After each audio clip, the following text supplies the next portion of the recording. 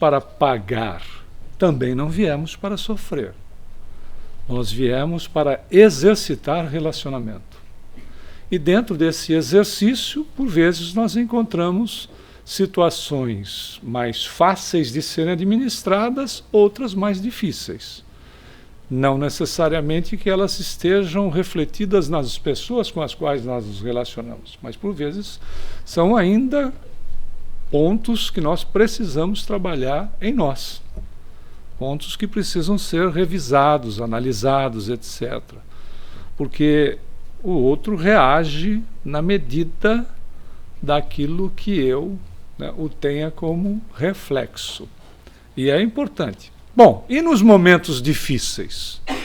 Nos momentos delicados? Nós até conversávamos há pouco em relação a uma condição que é muito natural. Se você trabalha dentro ou fora de casa, gerencia dentro ou fora de casa, né, seja de que momento for, existem instantes que são difíceis, não é verdade?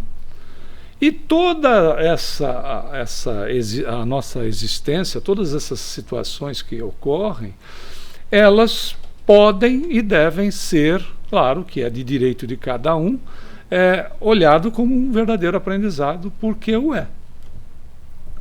A reencarnação é exatamente essa possibilidade de aprender e aprendendo, vamos utilizando no nosso relacionamento, vamos nos melhorando, vamos observando a nós mesmos, mas quando a coisa estiver muito complicada, recorra a ele. Aliás, recorrer-se a Jesus, no sentido de utilizar do seu evangelho, não é só quando a coisa está complicada, não é verdade? O Evangelho de Jesus é uma postura que nós podemos ir assumindo gradativamente. Claro, por que gradativo? Porque nossa natureza não dá saltos e nós podemos, então, na hora que estamos de bem, né, louvarmos, agradecermos, e na hora que a coisa pega, você diz assim, louvado seja nosso Senhor Jesus Cristo. Mas a coisa está dando problema, mas aí nós vamos lembrar de Paulo. Paulo dizia, na primeira carta aos Tessalonicenses, nós podemos conferir lá no capítulo 5, versículo 18, ou parágrafo 18, em tudo dai graças. Ou, português mais claro, dê graças a Deus por tudo. Mas está doendo, dê graças a Deus por tudo. Mas não faz sentido porque eu estou sofrendo, dê graças a Deus por tudo. Quando eu estou feliz, dê graças a Deus pela felicidade, pela alegria, pela dor. Por que eu tenho que dar graças a Deus se de repente dói muito? Olha a situação, veja bem como estou vivendo, etc. Porque tem... o Paulo não ia colocar com maior detalhamento porque as pessoas não iam entender e não estavam preparadas para tanto. Por isso que Jesus vai dizer, e o apóstolo João é o único que registrou, eu vou pedir ao meu Pai e ele vai mandar um consolador. E esse consolador não vai só relembrar aquilo que eu tenho dito, como vai acrescentar muita coisa, porque ele disse muita coisa eu ainda tinha para dizer. Mas, óbvio, as pessoas não estavam preparadas para receber. O que receberam já muita coisa já não se entendia. Tanto é que ele precisava explicar para os apóstolos, às vezes em separado, porque os próprios apóstolos, que eram os mais próximos dele, às vezes não tinham capacidade de entender aquilo que ele estava se referindo aos ensinamentos dele. Era natural que precisava, e o Paulo era assessorado, com certeza, não é assessorado por espíritos, assessorado por Jesus, é evidente que sim, tanto é que se ele não tivesse existido, o cristianismo não tinha a dimensão que tem no planeta, e tem essa dimensão gigante por conta exatamente da existência do Paulo. E ele faz uma colocação e não dava para ele se aprofundar, explicar mais. Mas quando nós damos graças a Deus por tudo, você já pensou para quem que nós estamos dando graças? Para nós mesmos. Para nós mesmos, porque somos esses deuses em construção, que Jesus lembrou, quando ele se refere aos Salmos 82, versículo 6, ouvistes, sois deuses. Ouvistes, porque o ensinamento, na grande maioria, era oral, uma vez que somente nas grandes cidades da época de Jesus, se encontrava 3% das pessoas que não eram analfabetas. O analfabetismo era de 97%. Nas cidades menores ou nos vilarejos era 100%. Então, por isso ele usa a terminologia correta. Ouvistes, sois deuses. Mas ele dá continuidade. Podeis fazer o que faço. Olha o potencial de cada um de nós. Podeis fazer o que faço e muito mais. Ele vai se referir à condição de fazer quando ele fala de fé, e ele usa uma das menores sementes conhecidas no planeta, que é a de mostarda, que é uma sementinha de nada, é uma cabeça de um alfinete, talvez um pouquinho maior, né? Ele faz essa relação do potencial da criatura se ela usar a fé, a sua fé, a construção, porque é íntima, né? Fé é uma coisa só sua. Não dá para você dividir. Você pode até informar a respeito, mas não dá para dividir experiências. Você informa a experiência, mas não divide. Na realidade, é uma construção, e quanto mais nós vamos exercitando esse potencial, maior ela toma o corpo, ela toma força, ela vai ficando cada vez maior.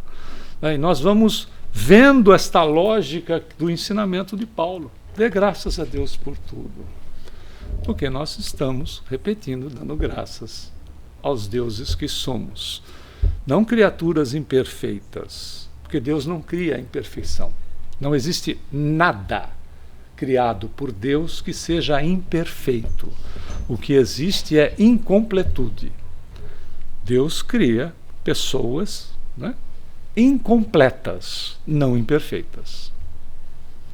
Olha a beleza que nós vamos vendo, né, que a doutrina vem ampliando os ensinamentos do Cristo. Por isso que é cristianismo redivivo. Nós vamos nos completando à medida que nós investimos neste aprendizado, né, nestas lições que surjam na nossa vida, as quais nós fazemos um trabalho. E, evidentemente, temos, né, na vida como se fosse a questão de uma professora, porque as dificuldades não vão representar infelicidade, mas oportunidades de crescimento. O professor, a professora não nos dão lições, se nós estivermos ainda, né, fazendo algum curso, etc. Os professores e as professoras não dão lições para punir os alunos e as alunas. Eles dão lições no sentido do exercício e de vencermos a nós mesmos, né, desafiarmos a nós mesmos no conhecimento que nós vamos acumulando à medida que o tempo passe. Não é assim? A vida é desse jeito. Por isso que é exercitando que nós vamos aprendendo. As dificuldades, o sofrimento, a dor pode não ensinar num primeiro momento, mas chega uma hora que nos obriga a aprender. Porque é como apertar assim. Fala graças a Deus. Não falo. Fala graças a Deus. Não falo. Fala graças a Deus, miserável. Não fala. Chega uma hora que não aguenta. Chega uma hora que você diz, graças a Deus. Dá aquela... Para, porque eu não aguento mais. Precisa? Não. Vamos lá, olha o brilhantismo nosso até onde já chegou. Nós somos criaturas brilhantes. Essa é uma realidade. Nós somos criaturas com um nível de desenvolvimento, claro. Nós vemos lá no Livro dos Espíritos, né? O desenvolvimento total do espírito, chamado as duas asas, é de sabedoria, né? Meramente a intelectualização leva à sabedoria, mas a sabedoria é o exercício daquilo que estamos, né, nos aprendendo. Sabedoria e o amor. A rigor, ainda no nosso nível evolutivo, o amor não segue o mesmo, não está no mesmo potencial daquilo que nós conhecemos. Mas ele chega uma hora que, em alguns casos, sim, é uma verdade. Espíritos mais equilibrados, por vezes, nós verificamos isso, mas o conhecimento, às vezes, segue à frente. No nosso caso, na nossa evolução, ainda o conhecimento está muito mais à frente, né, em todos os sentidos, do que efetivamente o amor. Isso é sensível, né? Nós vemos isso na nossa capacidade de inteligência, o que nós produzimos. E é tão impressionante que o que nós fizemos o que nós fazemos nos últimos anos, nos últimos 10 anos, o que nós fizemos, o que nós conquistamos nesse particular de conhecimento, de exercícios, etc., nós demoramos séculos. Nos últimos 50 anos, então, houve uma verdadeira revolução. É a nossa capacidade. Claro, vai chegar um determinado nível que nós vamos amar tanto quanto nós sabemos. Por isso que não há necessidade de que a dor faça parte do processo. Não com esse nível de inteligência. Nós não precisamos, né? E quais são os fatores que eliminam ou minimizam em muito a dor? Ele não é tão complicado. O primeiro fator é autoanalisar-se, conhecer-se. Aliás, não vem nem de Sócrates. No tempo de Luxor, 3.000 anos antes de Jesus, acharam uma frase que se refere a uma encurtada no templo de Delfos, aliás, no templo de Apolo em Delfos. Achou-se a frase: homem, conhece-te a ti mesmo, em Luxor, e veja a tua pequenez diante dos deuses. O que tem uma parte depreciativa nessa parte final. Quando Sócrates vai no templo de Apolo em Delfos, no pórtico, na entrada, estava: homem, conhece-te a ti mesmo. Que Jesus faz um reforço significativo: conhecereis a verdade, e a verdade vos libertará. A verdade está aonde? Aqui. Aí. No seu íntimo, no meu íntimo, no nosso íntimo. À medida que nós nos conhecemos, nós nos libertamos do quê? E de quem? Do quê? Das nossas manias, das nossas situações, por vezes, de intransigência, etc, etc, etc. De quem? Óbvio, né? De nós mesmos. Pelo processo do autoconhecimento. Bom, essa é uma condição de autoanálise. A outra é verificar o relacionamento, que é a proposta reencarnacionista. Eu presto atenção nas minhas ações e nas reações do semelhante. E o contrário é verdadeiro. Nas ações do semelhante eu presto atenção nas minhas reações. Estou fazendo o quê? Investindo em mim mesmo, no sentido de me preservar. Não é bom? E tem um mecanismo para ajudar nisso? Tem, prece. Faça prece. Por isso que a gente colocou logo de cara, não é? Dê graças a Deus por tudo. Recorra à prece. Peça assistência. A assistência vem. Deus não deixa de atender um pedido que seja. Não exatamente aquilo que a gente quer, mas sim o que a gente precisa. Né? Mas não deixa de ser atendido. E quando nós não somos atendidos naquilo que nós estamos pedindo, nós estamos sendo atendidos, por mais absurdo que possa parecer. Porque se não está recebendo, é porque não está devidamente amadurecido, né? Amadurecida para recebê-lo. Por isso que quando você vê o prêmio do Powerball acumulado em 400 milhões de dólares, ou aquela senhora, né, que recebeu 800 milhões de dólares, aquela californiana, com 83 anos de idade. O que você vai fazer com 800 milhões de dólares, 83 anos de idade? Enfim, se você gosta de carros esportivos e comprar uma Ferrari, você vai entrar e sair dele de 4, porque você já não consegue mais sentar. Olha que absurdo para os meninos. E, enfim, e assim vai, não é verdade? Você vai comprar aquele saltão alto, né, daquela marca famosa, você não vai se equilibrar mais em cima daquilo. Então, Olha que coisa, né? Mas enfim, aí você perde os 400 milhões de dólares para ganhar no Powerball e Deus não te dá. Por quê? Porque sabe que você vai se estressar, que você vai querer ajudar todo mundo, você vai querer montar orfanato, vai querer fazer isso, vai fazer aquilo, aí vai se estressar, tem um infarto no miocárdio e desencarna. Então você não ganha e não desencarna, olha que beleza. Tem uma relação ótima, você não ganha, fica ali boa, né? E aí não desencarna.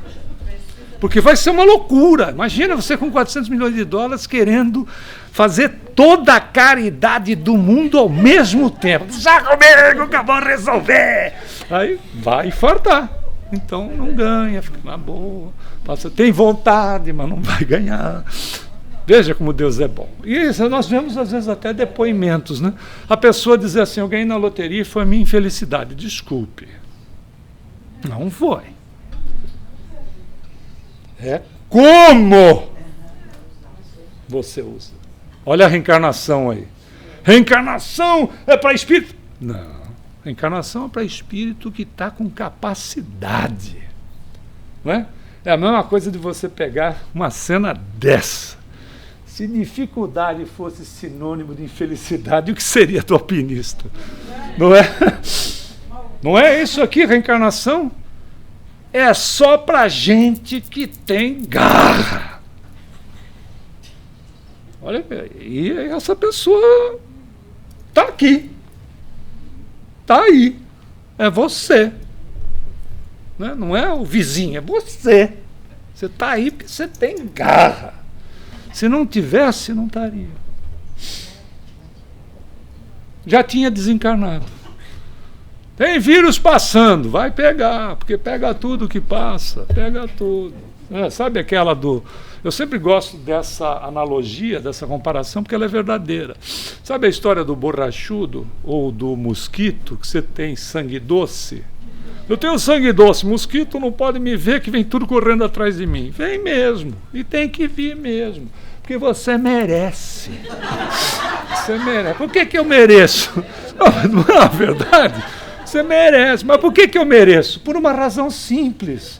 Porque inconscientemente eu coloquei um medo a respeito disso. E aí eu vou, por exemplo, à praia e digo aqui, tem mosquito? Tem. Então eu não vou ficar. Passa repelente. E mesmo com repelente, ainda o miserável pega num lugar que não tinha repelente. Aí você fica, se pega na orelha, fica aquele orelhão. Você pega na ponta do nariz, fica aquele narigão. Não é verdade? Pega. Mas por que me pega? Porque você tem medo. Mas ele não tem noção do que está acontecendo. É um princípio inteligente, nem individualizado tá, é grupal. Por isso que vem em grupo. Né? É grupal. Por que pega? Porque eu tenho inconscientemente receio. E faço o quê? Esta energia, esta vibração de medo faz a conexão com eles. E aí se tem o sujeito aqui do lado, né, do vizinho da tua barraca, vem todo mundo na sua. Né? Fica até com uma lima assim, amolando o bico, que é para te furar mais fácil, mais profundo. É a realidade. Nós não estaríamos reencarnados. Assim, ó. Né? Fulano estava tão bem fazendo palestra no KSSF no domingo. Foi dormir e desencarnou. Sai do corpo, não volta mais. Eu trabalhei numa instituição que a hora que você passar por aquela porta ali, você toma cuidado, viu? Trabalhei numa instituição que desencarnou 2 tomando passe, não no mesmo dia. Mas domingo não é dia de desencarnar, não se preocupe. Dia de desencarnar é segunda-feira. Segunda-feira que é de matar. Né? Mas é uma realidade, é assim simples. Para reencarnar, não. Dá uma mão de obra, miserável. Tem que falar com quem vai querer receber você, né? Nós. E aí acerta. Aí se os caras mudarem de ideia, a gente sambou. Né? Aí acerta, aí acertou. E o Emmanuel diz assim, no livro Vida e Sexo, que nós, quando estamos lá desencarnados e estamos interessados no casal, nós ficamos fazendo uma doce obsessão. Olha que beleza. Fala umas coisas bacanas para ela. Compra flores para ela. Compra, seu miserável mão de vaca, porque eu estou precisando reencarnar, não é? Não é assim? Aí faz aquele bife que ele gosta. Ah, mas é uma sola de sapato, mas ele está apaixonado, faz o que ele gosta. Não é verdade? Quando ele está apaixonado, ele come qualquer porcaria, diz que está maravilhoso. Vai fazendo, a gente fica claro, porque se não der samba, a gente dança. Pensando que é assim, vou reencarnar, já está tudo, fecha aqui, assinou o contrato. Não é assim não, né? Tem que, suar para fazer a coisa acontecer. Quer moleza? Por isso que eu estou dizendo, não é para qualquer um. Não é para qualquer um. Se você está aqui, porque você, né, tem força de vontade. Aí vem. Para desencarnar, o que precisa? Cochilou no centro espírita. Foi. Cochilou. Não tinha aquela cochilou cachimbucai? Cochilou, você desencarnou. Simples, né? Percebe o valor que nós temos? Você diz, mas isso é fantasioso, é utopia. Mas não. Nós não somos as criaturas ainda completas, mas tem valor por estar aqui. Emmanuel dizendo de novo no livro Leis de Amor o seguinte, porque são vários assuntos tratados nesse livro.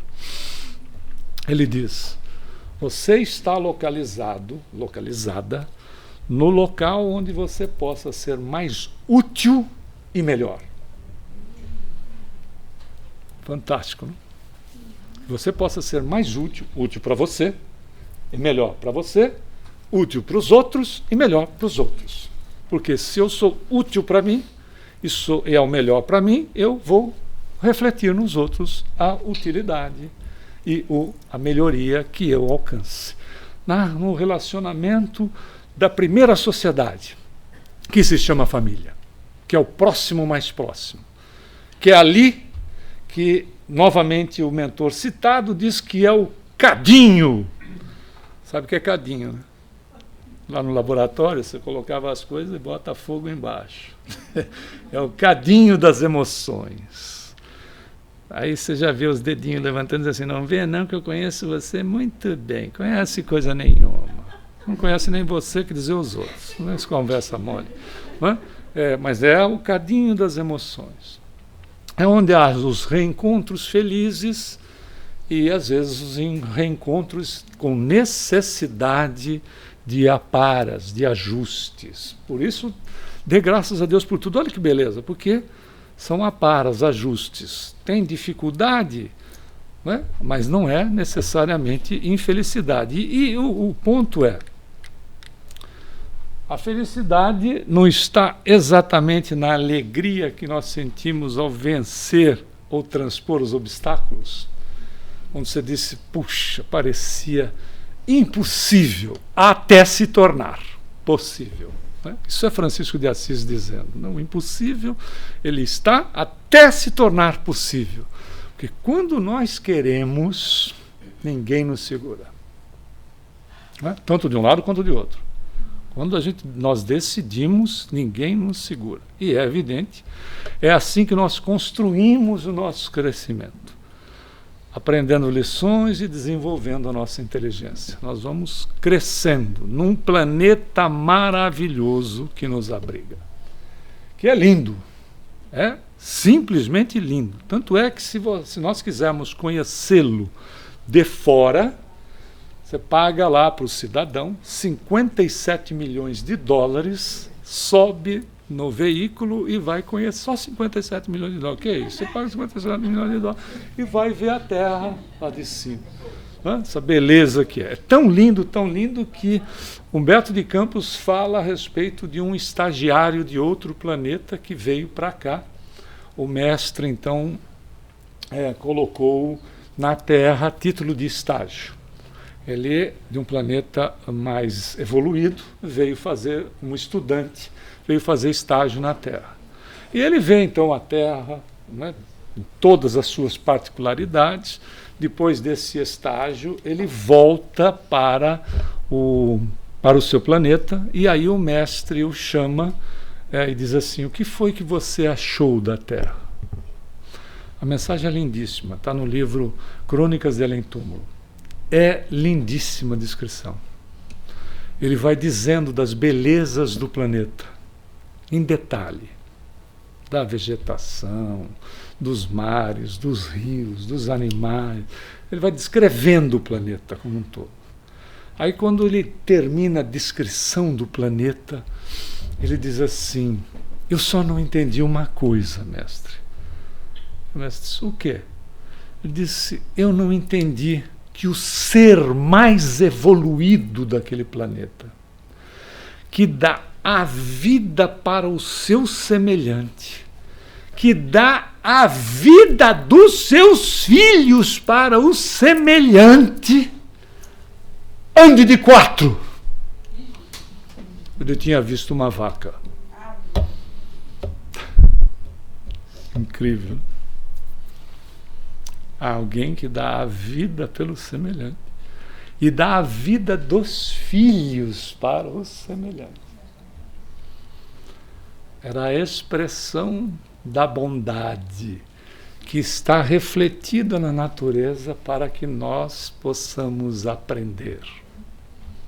Não é genial? É para que nós possamos nos desenvolver. Por isso que Kardec vai trazer para nós algumas coisas que a gente precisa pensar em relação a nós mesmos. Ele diz que nós, ele nos ensina, não é? Que nós deveríamos considerar a Terra um hospital, uma penitenciária, porque ela é isso tudo ao mesmo tempo. Só assim a gente compreende porque as aflições costumam ser maiores que os prazeres. Não é fato? Quem é que reencarna aqui não se envia para o hospital pessoas sadias, nem para a penitenciária as pessoas de boa índole, que não praticaram crimes. Lembrou Jesus? Eu não vim para os sãos, eu vim para os doentes. Só que hoje a beleza é que se nós temos alguma enfermidade, nós passamos a ter consciência sobre ela. E quando nós passamos a ter consciência sobre ela, é o passo principal para a cura. É o movimento principal para a cura. Até porque a vida conserta a vida. Quando eu vou lá na Roberta, por exemplo, se ela é a minha analista, ela não vai resolver o meu problema. Ela não vai dar solução para o meu problema, mas ela vai me ajudar a eu achar a solução para o problema com a encrenca que eu criei. A vida conserta a vida. A minha vida conserta a minha vida. Claro, com assistência integral da espiritualidade, com a sustentação de Deus, até porque, usando André Luiz, ele diz para nós, no livro Evolução em Dois Mundos, que nós vivemos no hausto do Criador. A respiração de Deus, sustentado. Como ele diz assim, como o peixe, mesmo não tendo consciência, vive sustentado no oceano. Olha que beleza. Ele não tem consciência que aquele líquido que lhe sustenta, lhe dá a vida, lhe dá todas as condições, não é? Seríamos como nós, tendo consciência ou não, sustentados pela divindade, sustentados em Deus. Olha que beleza que é essa analogia. Por isso que as pessoas do nosso convívio, cada uma com uma prova diferente, elas não se acham no nosso caminho por acaso.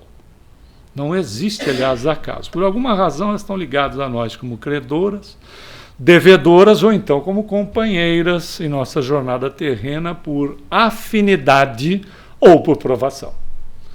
Por isso que todos nós chegamos aqui, nós temos uma prova ou uma missão ou as duas coisas ao mesmo tempo. Missionários, missionárias, todos nós somos, dentro da capacidade de cada um de nós como espíritos. Temos a nossa capacidade, temos então os nossos desafios, somos missionários e missionárias. Temos aí então provas, nós podemos ter provas, não expiação.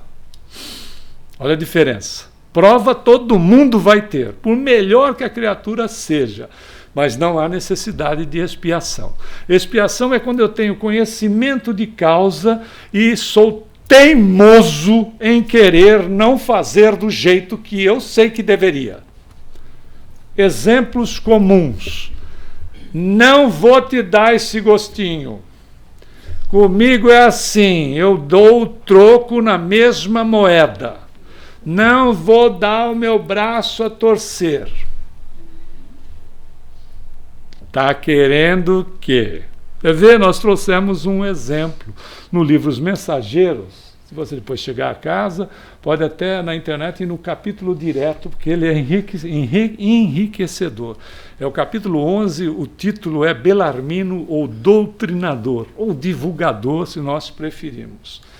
O Belarmino, a história dele é interessantíssima, porque o André Luiz com o Vicente estão no centro dos mensageiros, lá no nosso lar, então está todo mundo desencarnado lá, e as pessoas que estão conversando, o Belarmino é uma delas, contando a história dele. Então ele diz o seguinte: eu fiz uma programação, dentro da minha programação eu reencarnei, tem a programação que eu fiz e eu estou de volta, já estava desencarnado, com os resultados da minha programação. Olha a programação, que via de regra é semelhante à nossa. Você quer saber qual é a sua? Pergunta para você. Porque está aqui. Não é A ou B ou C que sabe. Está aqui. Está registrado.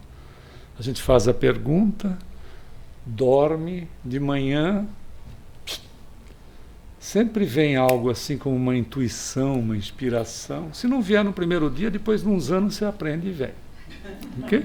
Vem dizer assim, geralmente vem assim, presta atenção. Não se envolva. Veja bem, não te desrespeito. Tem umas coisas assim. Vá em frente com isso. Por quê? Porque é mentor dizendo, não, é que brota, porque é de dentro, é intuição. Por quê? Está registrado em nós. Não é consultar os outros. Os outros têm a opinião deles. Somos nós. Mas olha a programação. Ele vê que beleza? Enche uma mão. Só. Ele iria reencarnar, uma família bem estruturada,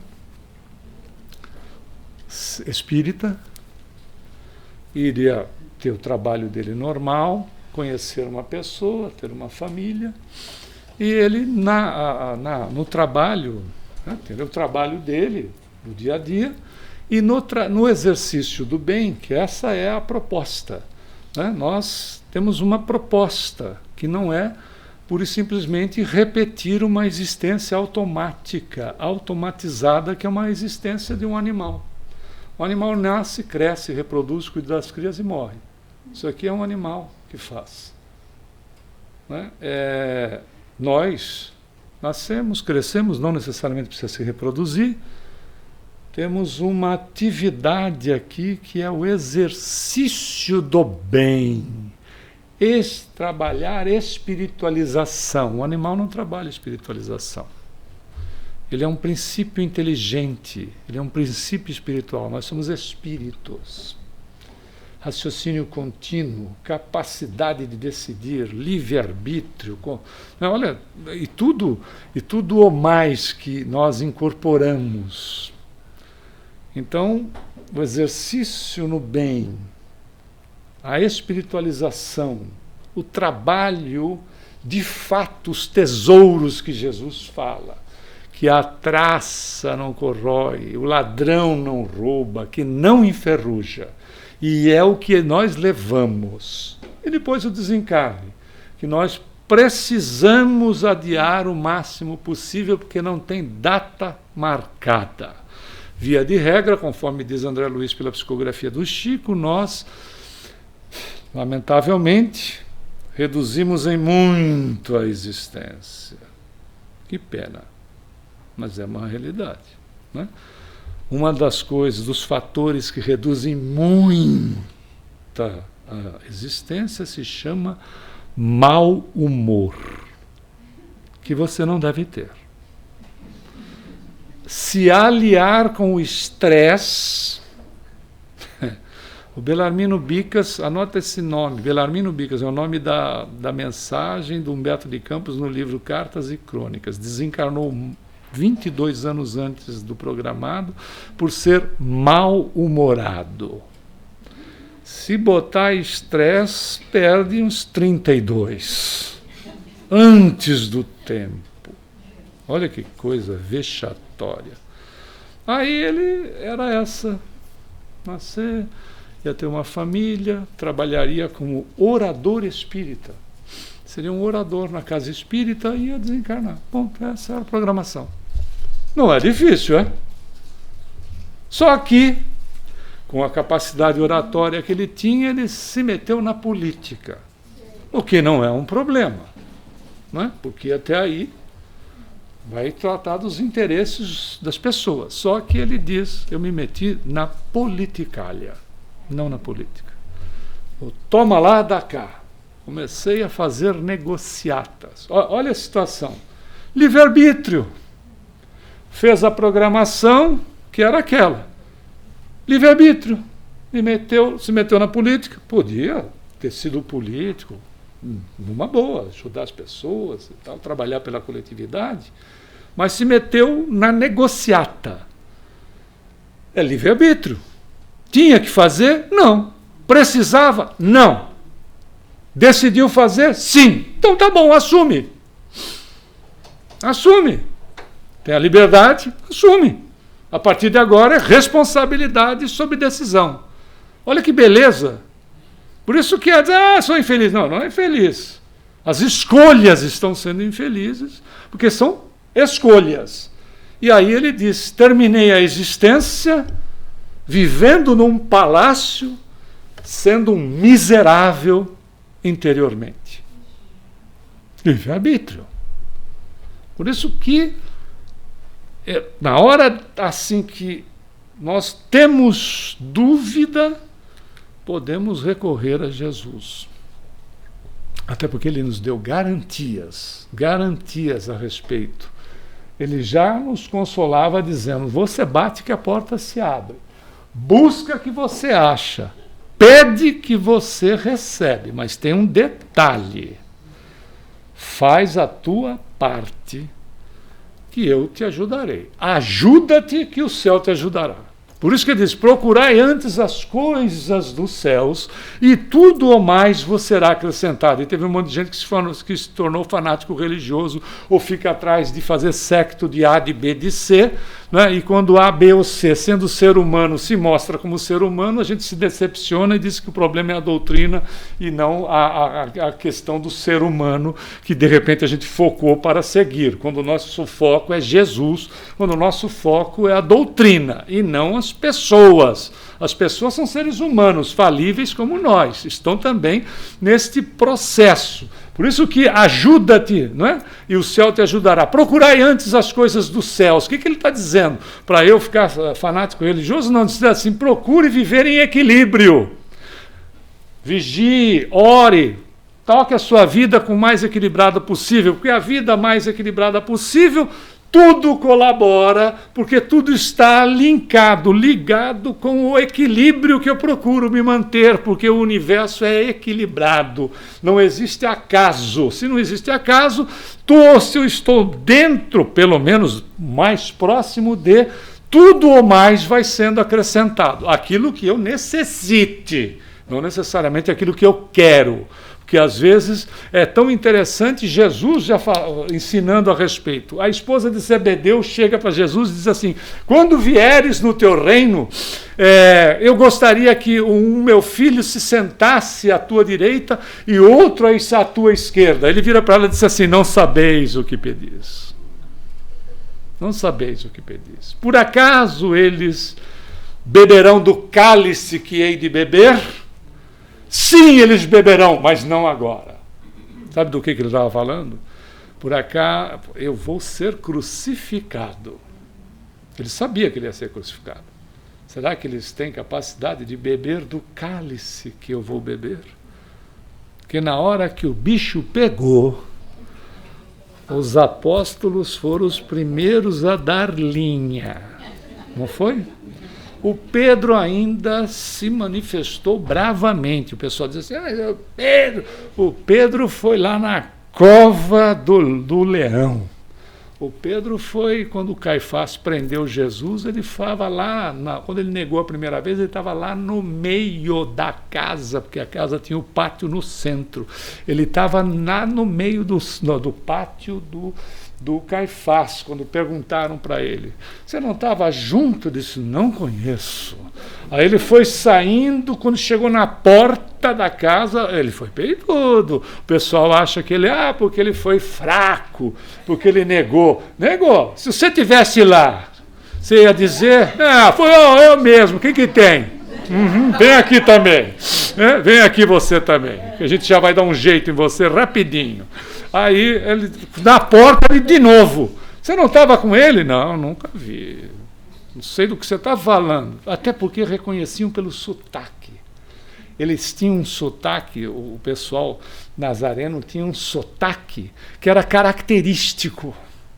É a mesma coisa que a gente vê, por exemplo, ou do Rio Grande do Sul, você vê, né, as diferenças significativas em determinadas regiões, você vê diferenças significativas. Né?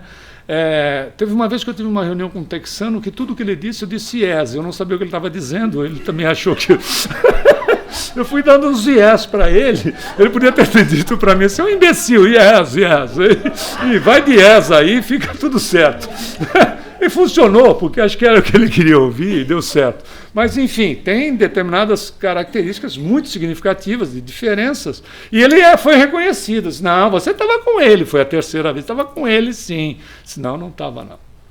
Por quê? Porque ele sabia como é que a coisa ia se desdobrar. Quando caía-se na mão dessas pessoas, a tua vida estava complicadíssima. Se saísse com vida, sairia com sequelas. Seríssima. Se saísse. Então, veja, foi uma prova mostrando que é possível, por mais preparado que se esteja, diante da prova, nós vacilarmos. Né? Por isso contamos a história aqui do Belarmino. Né? É possível. Mas tem um detalhe. O fortalecimento posterior que Pedro tem nesta passagem o leva a ser um exemplo a ser seguido. Tanto é que quando ele é condenado em Roma, ele diz, não, vocês querem me crucificar? Não tem problema. Mas eu só aceito ser crucificado de cabeça para baixo, porque eu não tenho a evolução, a moral que meu mestre tem para ser crucificado igual a ele. Olha, por isso que assim, quando você quer, dá. Quando você quer, dá. Ninguém te segura, mas é aquela história. A ajuda chega para quem sabe buscá-la com persistência, nas orações e no cultivo dos bons sentimentos. Porque você tem uma coisa que é o tempo. E como já dizia certo compositor, não é? Pulou o tempo não para. E o foco a ser dado é importantíssimo nessa questão do tempo. Querem ver? A gente tem diante de nós o desafio do passado, do presente e do futuro. E cada uma dessas situações nos traz um aprendizado. As pessoas que vivem depressivas vivem 80% no passado, 10% no presente e 10% no futuro. Um indivíduo que seja ansioso vive 30% no passado, 10% no presente, 60% no futuro. O consumista vive 5% no passado, 90% no presente e, claro, 5% no futuro. Então, se você for desequilibrado, for consumista, você vai viver 90% no presente. E a criatura de sucesso vive a realidade dos 10% no passado, 60% no presente, e é uma pessoa que se previne e vive 30% no futuro. Tem alguns outros estudos que trazem um número diferente, mas muito pouca coisa. Isso é só uma pesquisa feita no mundo, que no caso desse segundo exemplo são 65% no presente, 25% no passado. Até porque a gente não deixa de ser precavido, mas sabe que só tem isto aqui. Esse aqui é o indivíduo que tem consciência sobre a própria existência. Ou eu dou foco aqui, ou eu não tenho lá. Não é? Como é que pode ter lá se não faz nada aqui? Como é que eu posso ser feliz se não tem uma construção aqui, neste momento? Tem que ser feliz agora. Hoje. Do jeito que for, eu vou ser feliz. Sabe quando você está turrona? Tem que ser agora. Porque amanhã é subjetivo. Quando eu me aposentar, quando você aposentar, você pode estar desencarnado, pode estar com Alzheimer. Aí você não vai ser feliz coisa nenhuma, porque você não lembra de você, de ninguém, você vai ficar batendo a cabeça para lá e para cá. Percebeu? Vai ser feliz agora. Tem que ser agora. Essa é a lógica da vida. A neurolinguística explica, no passado que era bom, está fugindo do presente, no futuro vai ser melhor, está fugindo do presente. E presente é tão significativo que chama presente, porque é um presente de Deus. Porque às vezes a gente diz, mas está assim, está assado. Está do jeito que a gente tem. Está do jeito que a gente tem como escolha. Está do jeito que a gente quer. Dá para mudar? Está na mão de quem? Não é? Aí se o tempo também não para, as leis também não. As leis de Deus também não param. As leis soberanas são justas, são exigentes, persistentes, mas nunca intransigentes. Jamais são aplicadas de forma implacável e vingativa, porque o seu objetivo não é castigar, mas é corrigir. O processo é educacional. Por isso que Jesus já orientava que o seu sim seja sim, que o seu não seja não. O que é? Orientação. Ele era um mestre, por isso que ele aceitou, né, a questão de ser chamado de rabi, que significa mestre. Porque ele é um educador. E o educador dá direcionamento para as suas criaturas.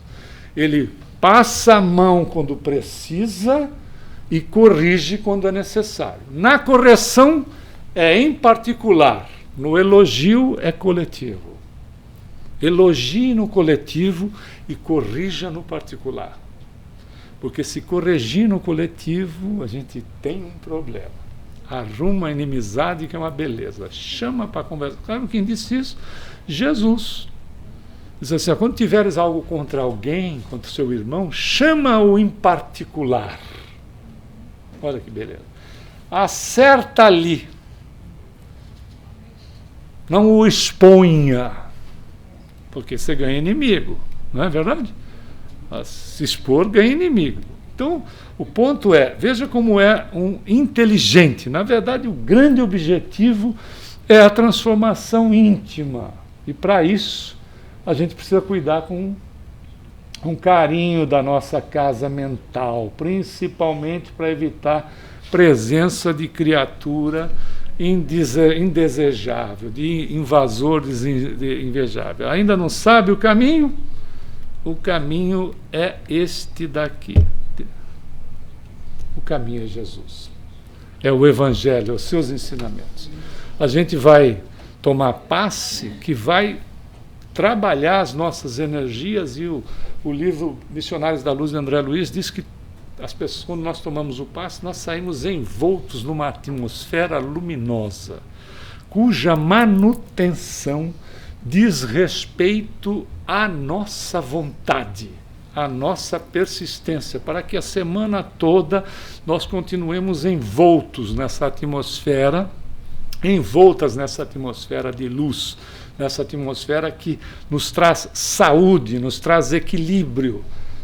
Efetivamente, é fantástico. Não é como o primo de um amigo nosso, que ele foi a primeira vez na casa espírita, por isso que a gente tem que, quando vai tomar passe, estar pronto, pronta, aberto, aberta para aquilo que será colocado em nosso favor.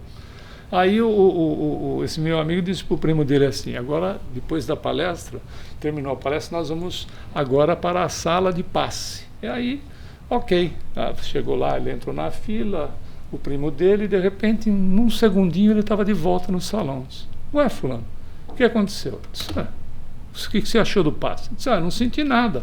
Eu entrei por uma porta, saí pela outra. Disse: como? Não era a sala de passe? Eu passei.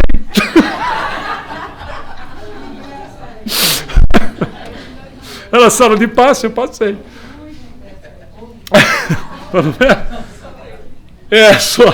O fato é, a gente precisa sair daqui melhor do que nós entramos.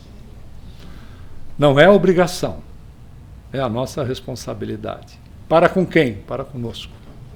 Saímos melhor, mantermos essa atmosfera possível com Jesus, pedindo ajuda dele, manter essa atmosfera, levar para a nossa casa, morando sozinho ou sozinha, levar para a nossa casa, imantar o ambiente. Se você tiver atividades fora do lar, amanhã, levar para as suas atividades esta condição. Claro, as dificuldades vão surgir, vão, mas ninguém consegue demover um coração que esteja insistindo no bem, insistindo em manter-se em paz. Esse é o ponto. Falando em paz, nós queremos desejar muita paz a todos.